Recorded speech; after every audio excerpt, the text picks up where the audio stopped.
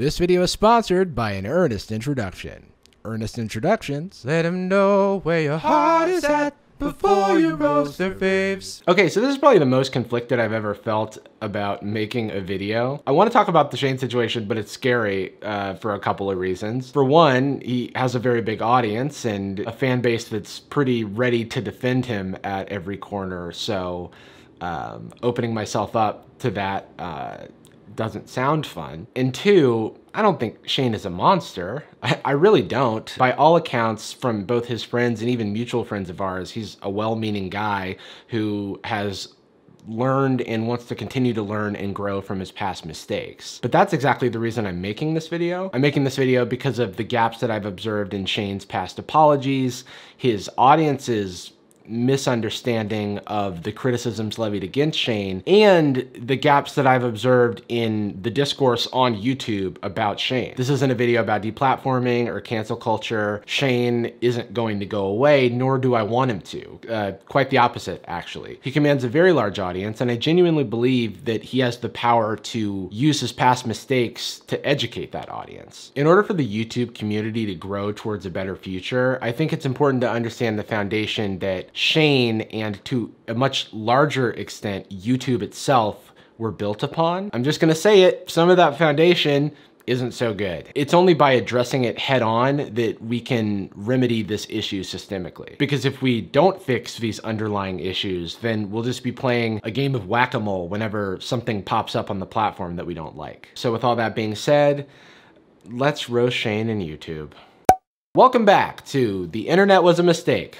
I'm your host, Unchecked Power. Today I want to talk about the situation with Shane Dawson, which has been hotly discussed for a minute now, but after watching Wallace's thorough examination of Shane's past content, I couldn't help but have thoughts. As a black creator myself, who's essentially grown up on the platform, I had a front row seat to the rise of Shane Dawson TV, and I just gotta say, it was so refreshing to see someone reach such heights who looked just like me. Representation matters. Also, surprise, I'm black. There's always someone who had no idea. Leave your troubling takes on race in the comments down below. All jokes aside, Shane's content just wasn't my thing. In 2007, when I was 14 years old, I would much rather listen to Hank Green sing about the release of the long-awaited 7th Harry Potter book by noted female anatomy expert J.K. Rowling. Shane's videos were featured on the front page for years, and for years I didn't click on them because I didn't need to know any ghetto girl makeup tips. Shout out to all my ghetto girls out there. That was until I became obsessed with the TanaCon dumpster fire, and I watched every video I could find about that, including Shane's series. You always come to my rescue. At which point I was a little confused as to how he got from point A to point B. Today, Shane is among the most criticized people on the platform. Some of this criticism stems from his newer videos, which have contributed to the image rehabilitation of white creators who have all, in their own unique way, said the N-word.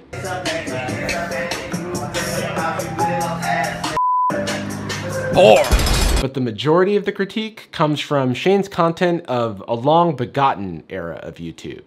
The ancient, historic year of, I don't know, like 2010-ish. Before we get too deep into this, I want to give a bit of a warning because Shane's past content contains blackface, other racist jokes, sexualizing minors, jokes about abuse, and pretty much everything else you can be upset about. I'll be censoring what makes sense because you can find it uncensored in D'Angelo's video. Thanks, D'Angelo.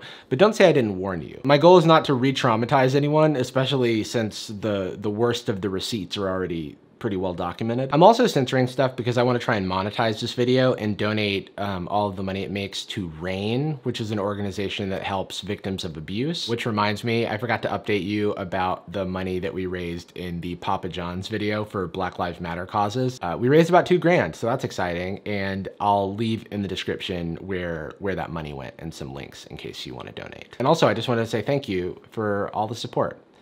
I'm a lucky guy. Hey, what's up you guys? Shane's first apology that I know about occurred in 2014 when he was 26. And this, to my understanding, was like 4 to 6 years after he first received criticism for his use of blackface. I couldn't possibly imagine any other apologies existing before this time because like 3 days before he recorded this, he was still snapping back at people on Twitter. Why aren't we talking about Shane Dawson dressing up in blackface? That's not blackface. I was playing Wendy Williams and doing it justice. There's a big difference. So real quick, there's no difference. Also, who made you the expert? In his first apology, he talks about how he just learned what blackface was a month ago. I'm gonna be honest. I didn't really know what it was up until literally a month ago. I knew the term, but I didn't quite know any of the historical, background. It's incredible that he says that he's just learned what it is because he's been criticized for it for years. He also claims that no one in his audience took issue with it. Which didn't offend my audience. I never got comments about it. It was fine. Which is a weak defense for a number of reasons. One, his audience is very young, and that is an undeniable fact that Shane himself is aware of. And they said, so what do you do? And I said, oh, I make comedy for kids. Two, YouTube is an echo chamber built to show you things that you agree with, and this is your audience. Of course, the people who came to your channel for blackface are not gonna have an issue with blackface. What do you mean you don't eat meat? Everyone who comes into my deli loves a good salam. 3, people in the comments definitely did have a problem with it because Shane was widely criticized at the time for his behavior, and he says in this apology video that he ignored all the criticism against him. So like, pick a narrative, man. For a long time. Over the last like 7 years, I've once in a while, once a year, I get kind of bombarded on Twitter with, Shane's racist, and they'll post screen caps and blog posts and all these things, and I ignore it. Based on the fact that 3 days prior to this, he was still defending his use of blackface, I can only imagine that he was making this apology to save face with his own audience. And it also seems to line up with an LA Times review of the movie that he was promoting at the time. The thing that really was hard too is, the movie just came out, and a review came out about it that wasn't even about the movie, it was about me. Because the movie is not offensive. The script is not that raunchy. Somebody out there is a rat, and they're going around saying this is the raunchiest movie ever made, and it's pissing me the off. And he says, look, I'm going to be honest with you. I've had clients that have gone online, watched Shane's stuff, and said, I don't want to be a part of that. When I was an actor, I was auditioning for everything. I don't quite understand the logic of being picky when you have no job. Come on, we can go somewhere awesome, like Kentucky. You're allowed to have with your dog there. Ugh, don't talk about that. Don't talk about that. Don't talk about that. He also promotes in this apology for some reason, like read the room. The movie's funny. It's not, but now a lot of people aren't going to give it a chance because they think it's going to be horrible and offensive, and it's really not. Not Cool got a lot of really negative reviews. Shane's movie got eviscerated in the critical landscape. I mean, absolutely destroyed. One review said that if you enjoy my movie, you must be a sociopath. That was in the Los Angeles Times. For me, reviews don't really mean whether a movie is good. But this video is not about the movie, by the way. I'm not trying to promote it. Dear God, now it looks like I am. Oh God. Spare us the brand deal, please. But that does remind me, you can follow me on Instagram and Twitter at Jarvis Always Be Plugging. See, Shane taught me something. It's a mutual exchange. He also weirdly can't figure out how to not monetize his video, which I find hilarious. First of all, I'm not doing this video for money, or I'm not putting ads on this video. There was like a 3-second ad for my movie, but that's because that's on all my videos, and I can't do anything about that. He's gone on in later apologies to confirm this, but the fact that he is mostly making this video to protect his own bag will serve as a theme. The video is also super defensive. Because of my videos, now every choice I make, people are going to jump right to racist. It's so weird that everyone calls me racist when I do something racist. What's that about? Watched his videos? Of course, I hired him. He's a racist, homophobic, awful human. He's also not even funny or done well, is the thing. Also, the review of his movie calls him out for way more than just blackface, but he's kind of just cherry-picked this particular thing. Because there's no racism in the movie. There's a black hobo eating his own shit. I didn't cast him. I didn't ask for a black hobo. I fucking auditioned every race. Every kind of hobo. Look, I'm an equal opportunity hobo employer. It's been mentioned many, many times that is a problem for people. So if we just lose that, I'm just saying. I'm not taking anything out of the movie to please a bunch of out-of-work actors in Pittsburgh who should be lucky to get an audition for a feature film. I'm angry that we're finding out about this 2 days before we start filming the movie. I don't know. I'm gonna go. Shane, stop it. You can't go. We have too much to do. I'm gonna go and I'm gonna do this in my hotel. Shane. Also, I know it's 2015, but let's not use hobo to talk about homeless people. By the way, the whole video is poorly planned out, as his apologies often are. Okay. I don't really know how to do this video. I didn't really plan it out. I didn't like write it down. And the majority of the time is spent with him making excuses for like the circumstances of the video, as if he wasn't the one who like filmed and edited this. Sorry, my brain is melted. I was on a plane when I was reading all these blog posts and stuff, and I would start panicking. I like kind of threw up a little bit in my mouth. I wanted to make a video right then, but I was in the middle of a plane, and then the man next to me was coughing, and he kind of threw up a little bit, and it was weird. And why are you in such a hurry? My camera's gonna turn on at 4 p.m. sharp, and I've got to be there or be square. Shane's defense of using blackface is that he's playing a character. I just knew in my head, I was like, that's not what I'm doing. Because what I'm doing is I'm playing Wendy Williams, which a lot of the screen caps that are going around are of me playing Wendy Williams and me playing Raven-Symoné and Chris Brown and stuff. So for me, in my head, I was just like, oh no, I'm just becoming the character. I'm not making fun of them for being black. I'm just looking like that. Which is a funny justification to me, because it's obvious. Like, we know you're playing a character, Shane. You're not actually black. Though he may be confused about that. Thank you, Daytail. Daytail, what's up? What's up, Daytail? He also sidesteps the fact that all of the actual black people in his videos are just punchlines or look dumb or are just there to like make the audience okay with his use of the N-word. The most insidious part of Shane's comedy is that he's consistently just putting down people of color. They're always the butt of the joke. Shauna, I really want her to have a channel, and she has a lot of fans, and like, she doesn't know what she's doing. She doesn't know how to make a video. She's black. She doesn't even know how to, she just slaps her keyboard. If you are building a brand on this sort of humor, which I would argue Shane is, then you can't be surprised that like later on it comes out that the entire platform that you've built is built on rotten foundation. By the way, for all the people saying it was a different time, which I'll talk about more later, people were protesting and demonstrating against Eminem in the late 90s and early 2000s for all of the outlandish he was saying, and the one line that Eminem wouldn't cross is saying the N-word. So just food for thought. In defense of his comedic sensibilities, he says that he was raised on Sarah Silverman. And you know, listen, there's a lot of videos I've done that are offensive. I've done a lot of jokes about things people don't joke about. Well, I mean, you know, I was raised on Sarah Silverman. Someone who did a blackface sketch that was critical of blackface, something that Shane has never done, by the way, and she still saw a ton of backlash for it. So I don't know if it's the best example. I cannot believe that I am having to make this video. I cannot believe that this is happening. Shane's second apology that I'm aware of comes 4 years later, when Shane is 30 years old, and it's the first time he's addressing his history with sexualizing children, but instead of talking about the root of the problem and the root of the criticism, he sidesteps that to debunk this specific doctored clip that people were using to call him a pedophile. First of all, I don't understand why anybody would be turned on by that. But That's the first good thing you said. But they were sexy. I'm kidding. Okay, back to the Instagram. I wanted to play that clip in full. I mean, that moment especially in full. Just for context.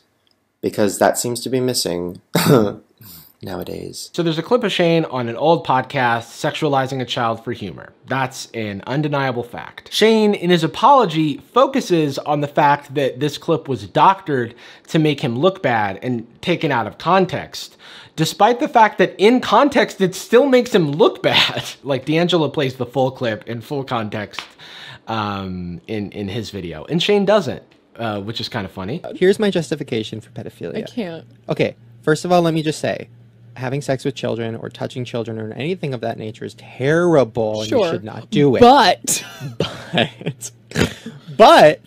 here's my thing. People have foot fetishes. People have fetishes about, you know, everything. And there's websites on the internet where they can look at that weird, creepy shit and jerk off to it. Okay, fine. Everybody do your thing. So why is it when somebody looks at Google's like naked baby on Google and jerks off to it, they can get arrested. I don't understand that. But the energy that Shane is coming at us with is that we all banded together to call Shane a pedophile with like a shoestring's worth of evidence, which is just not what happened. I'm going to start by saying, I am not a fucking pedophile. Hey man, don't yell at me. I didn't do anything. Why are you mad at me? What Shane is doing here, and it's something that he does a lot, is committing a logical fallacy known as a straw man, which is where you misrepresent someone's argument against you so that it's easier to defeat. For example, there's a lot of good faith criticism against Shane for sexualizing minors and his behavior with underage fans. Okay, so on Daily Booth, I asked you guys to show me your best face. That was the day I was on a lot of Vicodin. Sounded like a fun game at the time. Let's look at some of the fun pictures. Oh, ooh, she's done this before. I'm guessing by this picture, she likes to be raped. But in this video, he focuses on, I don't know, somebody who's saying that because his boyfriend has a baby face and his ex-girlfriend has a baby face, that he's a pedophile. Like, no one is really making that argument in good faith. Because one of their pieces of proof was taking a picture of me and Ryland, my boyfriend, and then a picture of me and Lisa, my ex, circling their faces and saying, they look like babies. They have baby faces. Shane's a pedophile. That's what you want to use this apology to address? What Shane should be doing is apologizing for sexualizing children, but that's a far less defensible behavior. So he resorts to something that's a little bit easier for his audience to get on board with. This is also something that has been a pattern for Shane for a long time, and to this day, he still hasn't addressed it. So, if you're wondering why people keep bringing it up, it's because you keep not addressing it. Is why? I, Shane Yaw, my real name, go on record saying I am not a f***ing pedophile. Hey, you don't have to go on record. We have you on record. You kissed a 12-year-old girl on the lips on record, swapped gum with another teen fan on record. I want him to chew that gum and then give it to me. And you make inappropriate jokes to the teenagers in your live streams on record. Oh my god, can you guys see my pants? Okay, good. No. I was like itching myself and I'm not wearing any pants. Then I realized I was on camera. So, you just made a joke about exposing yourself to your audience with full knowledge that your audience is fairly young. That's a lapse in judgment at best to me, but it's a pattern. It happens time and time again. And maybe this humor could be acceptable if it was like Eric Andre or something on Adult Swim, where the audience is not expected to be children, but they're also not doing live streams with their fans. In a live stream with a couple hundred fans, there's a power dynamic that's being exploited. And you seem to know that it's a pattern. This is a bad idea. Anytime I do these tiny chats, I always say something or show something inappropriate. This is weird because after that, if you look in the chat, you can see a girl saying, totally fine with you doing inappropriate stuff, haha, which kind of speaks to the normalization of this behavior with his audience. Maybe this person is an outlier, maybe you didn't see the message, but it's troubling to me that this environment is being created for young girls. It's not like you're just learning now that this is inappropriate. You knew at the time. You just got home from the hospital, Alley Cake. Why? Did somebody get too rough with you last night? Oh my god, I'm looking at your profile picture and you're like 12 years old. That was too far. Did somebody get really rough with you last night? Someone in the 6th grade took you to the 12th grade. So why are you treating us like we're crazy when we have valid criticisms against you? That's manipulation. Also, it's absurd to me to take a tone so confrontational on allegations so serious. Or, for example, they're saying, oh, Shane talked about Googling naked babies, which, by the way, I never did. Like, I was making a joke and telling a story and lying and being like, well, I Googled naked babies. Of course I didn't Google fucking naked babies. I'm busy. I don't have time to Google naked babies. And that's gross and weird.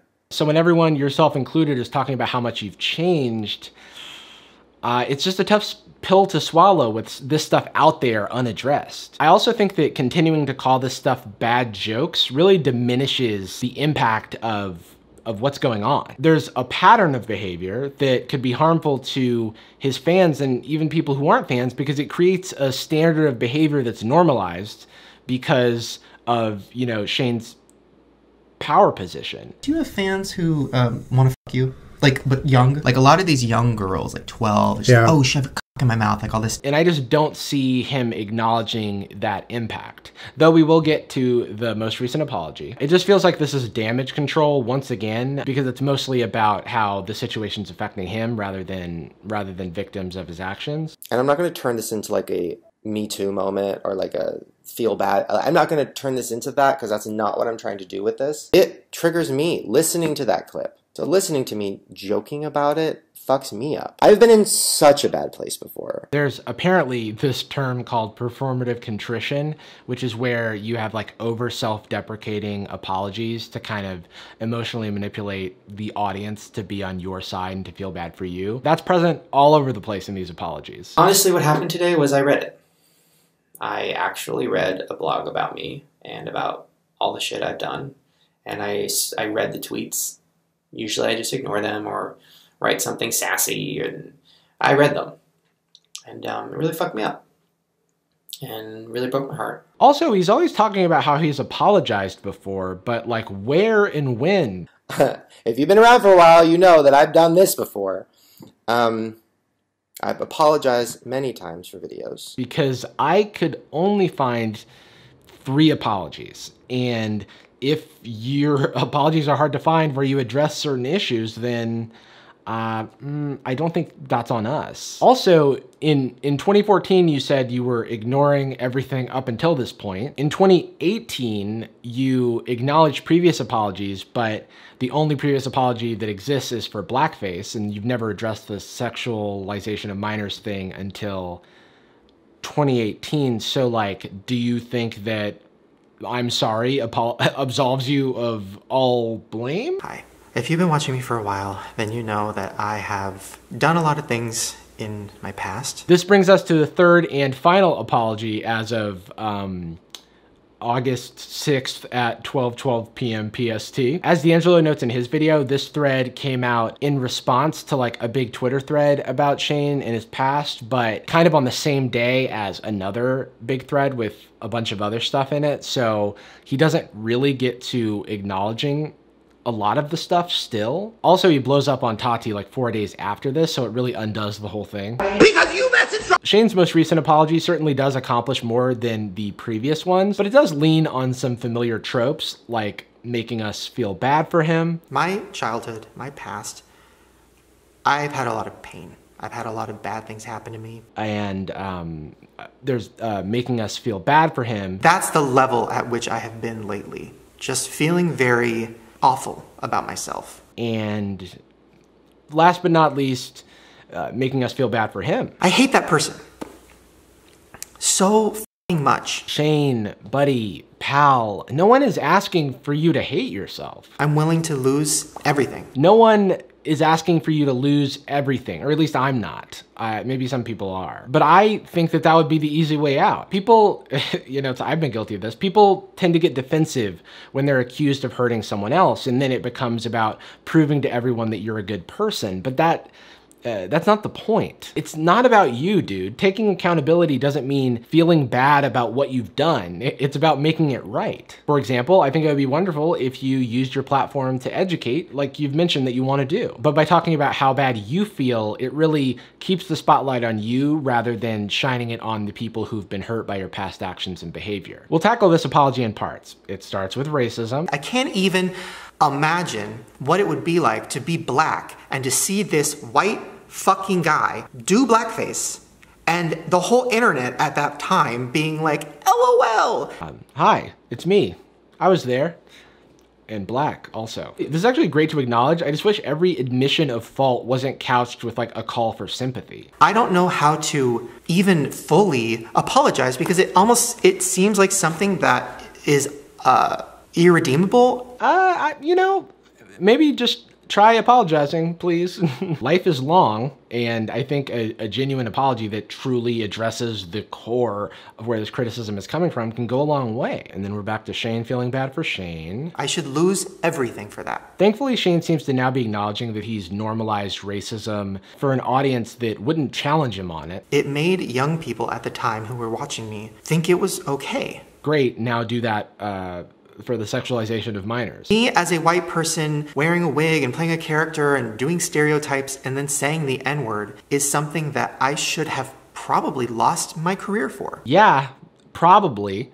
YouTube, where were you at? That basically happened to Sam Pepper after a petition that a bunch of big creators co-signed made it to YouTube to take down one video that he made depicting sexual assault. So we know that it was possible at the time, but despite the fact that hate speech has been against YouTube's community guidelines since day one, it's never really been enforced with Shane Dawson. I don't use any racial slurs in my life. I've never used a racial slur in anger.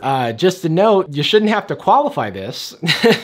I've never used a racial slur on a Wednesday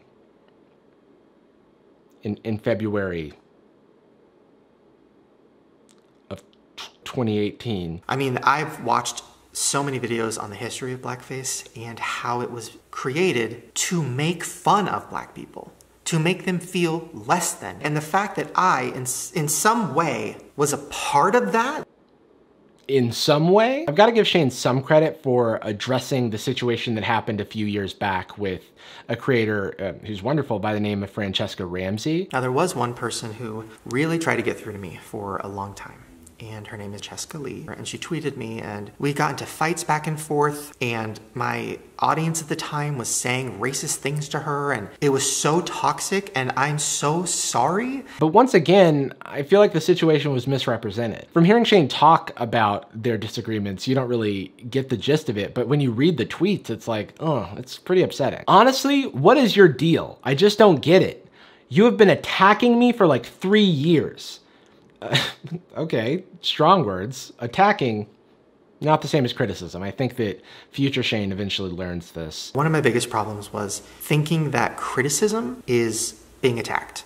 Also, it's not like she tagged him, so he's basically responding confidently to a subtweet. You'll also notice that this was 1 day after his first apology, but you know, he grew a lot in that 24 hours. I get that you disagree with my content, and I 100% understand that, but the constant tweets are just so negative and hateful. The constant tweets about my racism are so negative and hateful. Why can't you just suffer in silence? Just like a old victim blaming, if you ask me.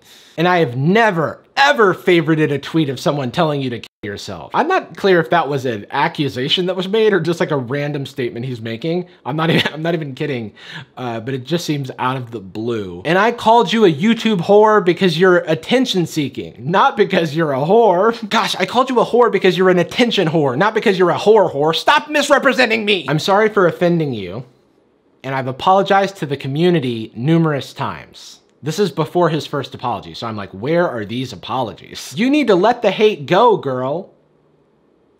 God, I feel gaslit by this tweet. Then, you know, he goes through 24 hours of rapid growth and completely changes as a person and makes his apology video. After which he tweets Francesca, who asked him not to mention her name. I saw your tweet about leaving your name out after I uploaded. Sorry about that. Wasn't trying to start. Oh, whoopsie, my mistake. I'm just completely ignorant of the inadvertent harassment that can happen if I mention your name in a negative light in one of my videos. Ah, gosh, sure wish I could take it down and re-upload it, but unfortunately my bottom line is more important than your well-being, so my hands are tied. Francesca's spoken to Shane on a number of occasions, but I just want to share the story from like, I think the period of 2014 when he made this first apology. Shane and I Skyped for about 3 hours, and most of it was spent with Shane crying and telling me how bad he felt and how he didn't want me to hate him. I felt backed into a corner. I assured him I didn't hate him or anyone. I just wanted him to understand how what he'd done was harmful. It's clear that what really troubles him is like how he's perceived and not like the harm that he's doing. And it seems like he's like not able to grasp that. But hopefully, like he does mention this, you know, in his most recent apology. So hopefully he's starting to get there. But Francesca mentions that she's reached out to him in the past and tried to discourage him from, you know, propping up particularly troublesome figures, to which she was met with no response. So that you get a sense of what sort of harassment creators can receive when they criticize someone with such a defensive fan base, Francesca posted one of the emails she got from a Shane fan back in the day. And I'm just going to read it to you. Speaking out against racism. Speaking, you bash people on their Twitter, humiliate them, insult them, Shane Dawson being the example. Racism? The dude has many black friends and fans of different ethnicities. Has he ever mistreated someone because of the color of their skin or their nationality or religion? Not even once. I'm not here to criticize you. Mission failed. Since I know you have good intentions, but let me just say this. And now for the pièce de résistance. You and I both know white people in the entertainment business are the most oppressed group in society.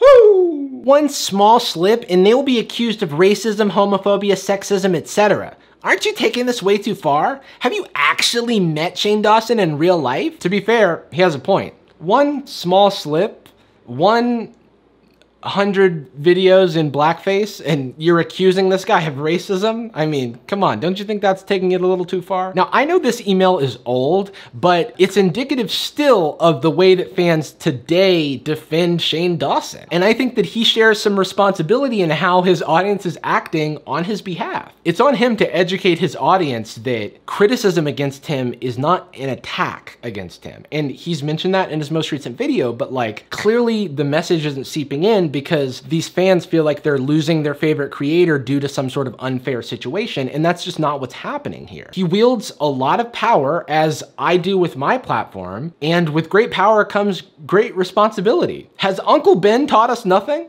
Oh, I meant Spider-Man, but that works weirdly. Have Uncle Ben's taught us nothing? Here's another Shane apologist from 2020, for those who don't believe me that this stuff still goes on. He literally asked a child to twerk for him and other things. I love you too. Can you twerk for us? He had a forum where some of his underage audience would send him inappropriate photos that he would literally ask for. Don't throw stones unless you carry absolutely none yourself, period. Period. Damn. So if we've all made mistakes in our lives, then we can't criticize anyone.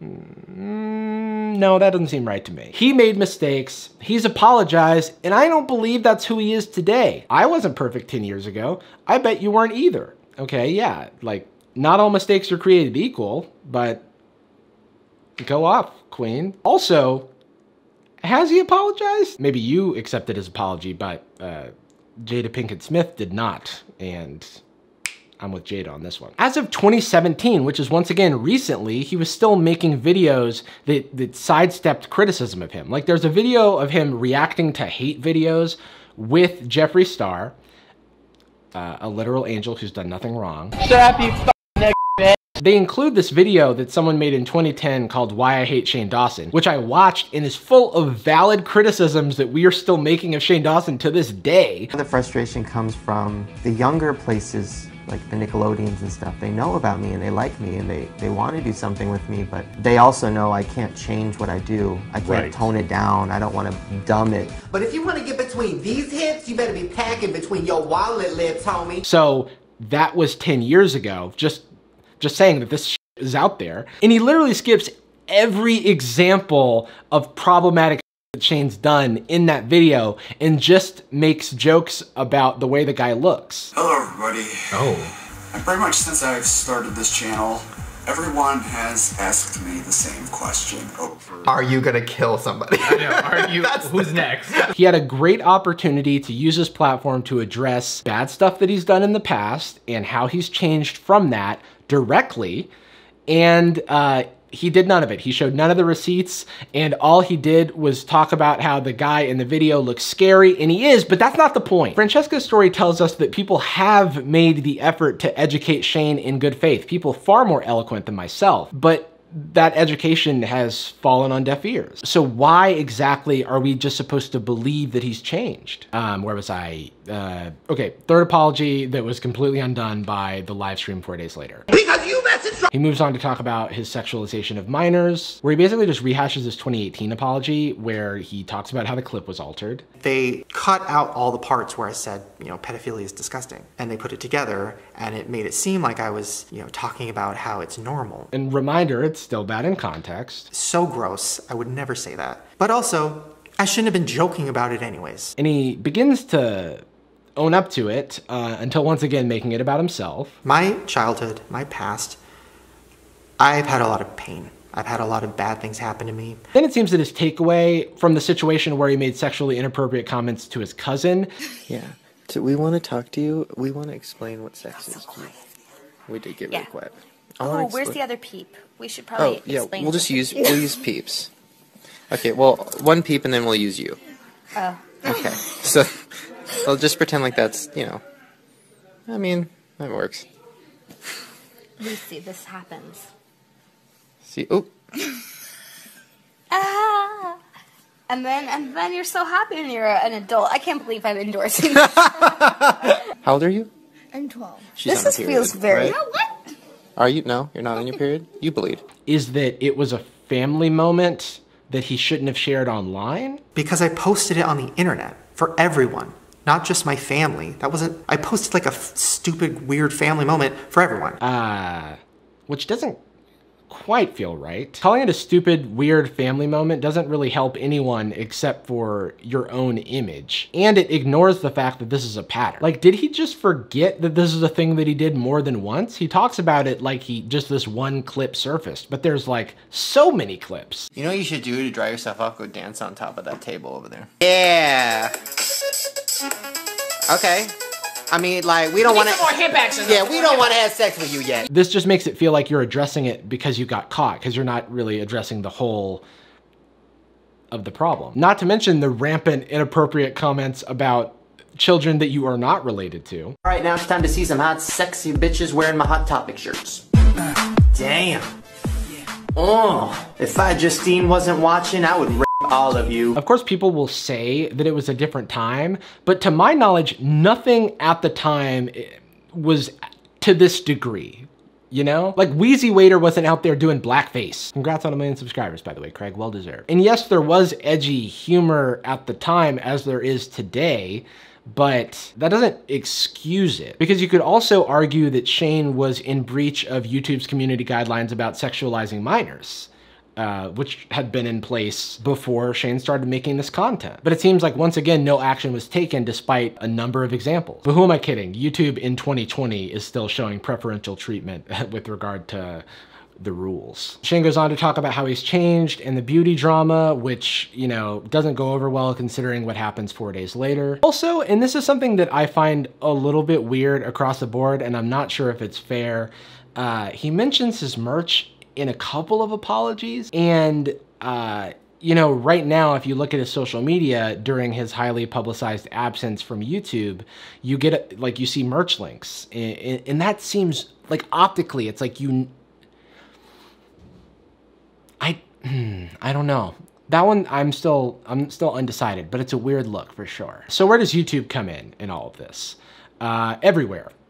Actually, they've kind of just outright supported Shane from the very beginning, and you'll notice in the old days he had a lot of placements on the front page, which at the time I think was before the algorithm, so they were like placed there manually, though I could be wrong about this. And only recently, like a few weeks ago or whatever, did YouTube take any action regarding Shane's content, and they suspended ads on his channels for like this content that's many, many years old, which is weird to me because it's like, you know that he posted this stuff on YouTube. Like, he was here the whole time. It's not like one of those situations where you hire someone and then you later find out that they love to eat other people's lunches and you're like, lunchtime is ruined. If only we'd done more research. YouTube and the YouTube community at large, save for the people who did criticize Shane at the time, have enabled Shane and his content time and time again. So to me, deplatforming him, which I don't think will happen, is hypocritical because YouTube was complicit in creating his platform in the first place. I think YouTube needs Shane Dawson to solve the Shane Dawson problem. Just like YouTube needed Shane back in the day,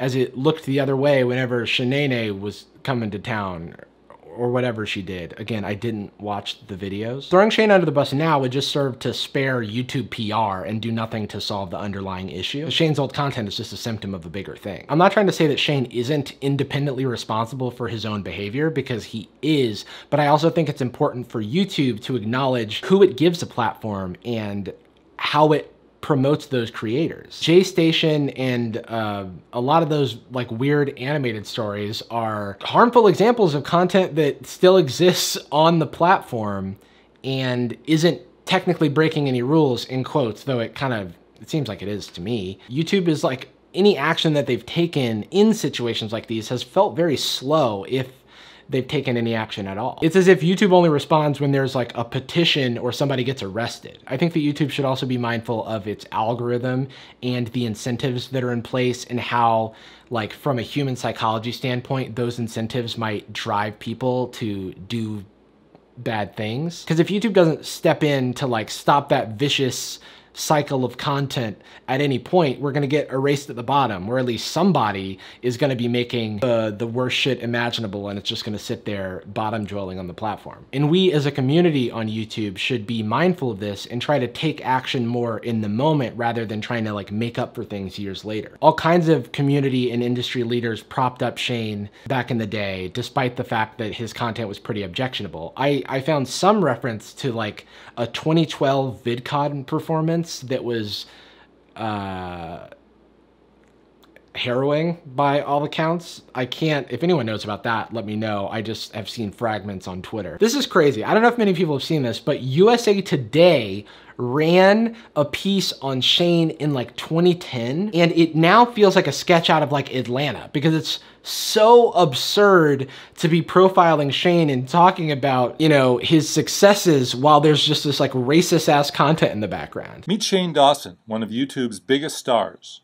Dawson makes his living producing videos that run on YouTube, sharing in the ad revenues, which produce more than enough income to afford the rental on this 2-bedroom home in North Hollywood. Local youngsters are making a living online, but who knows how? Look at this little emo haircut talk about business. Again, we have not watched his content. It's me talking about what happened during my week, and then me throwing to skits. And the skits are characters that I've completely made up. My mom is this raging alcoholic who calls me, you know, gay every day, and my brother is cutting himself on the kitchen counter, and it's just things that aren't even close to anything. Since Shane is probably coming back to YouTube soon, at least according to his fiance's recent video where he apologized for Shane a little bit, and also it was on trending. A lot of these clips date 7, 8 to 10 years ago, and I understand that Shane's made highly insensitive and offensive jokes. I want to be clear that this is not just bad jokes from the past. That isn't a fair characterization of the actions, and it's unfair to the victims of the content. And it's also unfair to Shane, because if he continues down that road, he's just going to continue to be met with backlash. I know that Shane has had to address his past more than most people probably in the world, because every few years it comes back up to ruin him, to cancel him. He needs to show us that he fully understands everything that's been levied against him and what he intends to do moving forward. I think about how we even got to this point, and I'm reminded that I had a couple of ideas about videos about Shane's content, even some of the recent stuff, but I was afraid of any criticizing of him being taken the wrong way by his audience, and I don't want to invite that kind of chaos into my life. But now it's kind of reached a point where I'm like, I feel complicit if I don't say anything. As a creator myself, I feel responsible to my audience to let them know where I stand on things, especially when I think that it can help like push along the dialogue. And I think it's important for all audiences to know that harassing people is not the move. If I'm being attacked online, don't feel the need to come to my defense with any sort of bad faith actions, no harassment. If you disagree with somebody, you can have a discussion, but there's a line between these like hate messages and stuff and threats of violence, which were happening on Shane's behalf, whether he liked it or not, because he didn't, you know, rein those people in at the time. And so I think that that's a power that we all need to be really mindful of. So here's to repairing the foundation of our platform. Good luck, I guess. And good luck to all of us. That's all I had. It was a lot. But thanks for watching if you did that, and I'll see you later.